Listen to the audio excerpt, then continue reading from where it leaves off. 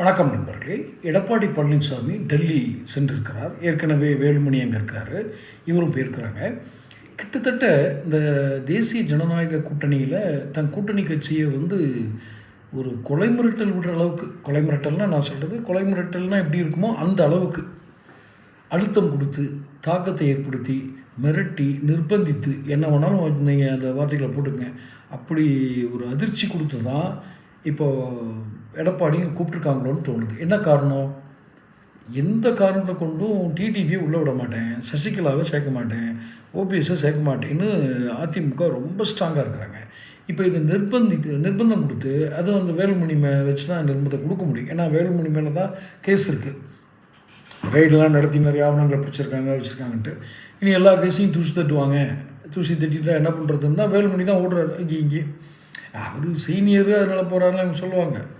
நல்ல கேஸ் இருக்குது, கொஞ்சம் பேசி ஈஸி பண்ணி வைங்கன்னு. ஆனால் ஒரு தமிழகத்தில் என்டிஏவுடைய தேசிய ஜனநாயக கூட்டணியினுடைய தலைவராக இருக்கக்கூடிய தலைமை அப்படின்னா அது இப்போ எடப்பாடி பழனிசாமி.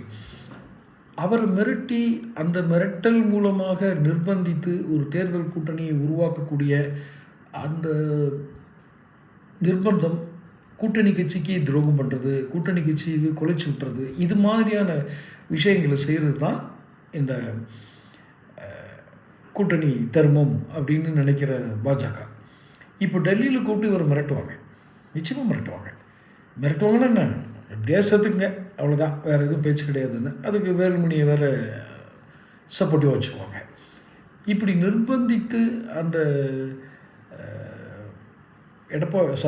டிடிவி தினகரனை கூட்டிகிட்டு இந்த கட்சிக்குள்ளே விட்டு இவங்களும் தேர்தல் களத்தில் ஒருத்தர் ஓட்டு போடாமல் விட்டு இப்படி ஒரு ஒரு நமக்கு இங்கே இருக்கிற நமக்கே தெரியுது, இதெல்லாம் கூட்டணி இப்படி போய் உள்ள கூட்டணிகள் விட ஜெயிக்காது நல்லாவே தெரியுது.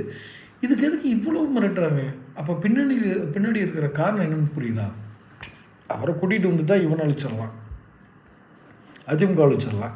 அதிமுகவை அழிச்சிட்டோம் அப்படின்னு சொன்னால் அடுத்து மிச்சம் இருக்கிற திமுக தான். அது அதையும் கேஸ் போட்டு இப்போயே அது பாதி மினிஸ்டர்ஸ் போகிற ஜெயில் போகிற மாதிரி தான் இருக்கிறாங்க.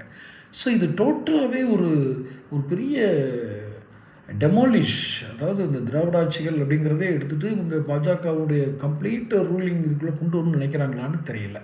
அப்படி ஒரு டெமாலிஷ் பிளானோடு தான் இப்போ இது பண்ணியிருக்காங்களா? அதுக்காக தான் இவரை கூப்பிட்டு வச்சு டெல்லி கூப்பிட்டு மிரட்டுறாங்களா, நிர்பந்திக்கிறாங்களான்றது எடப்பாடி நாளை பேட்டி கொடுக்கும்போது தான் தெரியும். தொடர்ந்து பேசுவோம். சேனல் சப்ஸ்கிரைப் பண்ணிக்கங்க.